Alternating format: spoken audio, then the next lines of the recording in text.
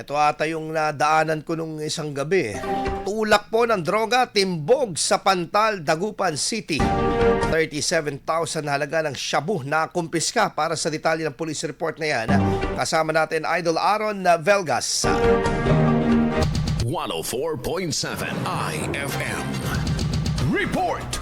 Timbog ang isang tulak ng illegal na droga matapos makumpiskahan ng 37,400 pesos na halaga ng hinihinalang shabu sa buy-bust operation sa Barangay Pantal, Dagupan City. Isinagawang operasyon noong gabi ng Marso 11 sa pangunguna ng City Police Drug Enforcement Unit, katuwang ang City Intelligence Unit at Police Station 1 ng Dagupan City Police Office. Naaresto sa operasyon ng isang lalaki na residente ng Barangay Lasip Grande na kilala umano bilang lokal na tulak ng droga. Nakumpiska mula sa suspect ang 3 plastic sachet na naglalaman ng hinihinalang shabu na may kabuang bigat na 5.5 grams. Na-recover din ang isang piraso ng aluminum foil at ang ginamit na marked at budol money sa transaksyon. Kasalukuyang nasa kustodiya ng Dagupan City Police Office ang suspect at ang mga nakumpiskang ebidensya para sa dokumentasyon habang inihahanda ang pagsasampa ng kaso sa paglabag sa Republic Act 9165 o ang Comprehensive Dangerous Drugs Act of 2002. Kasama mo sa IFM News Dagupan, Idol Aaron Velgas, Tatak IFM.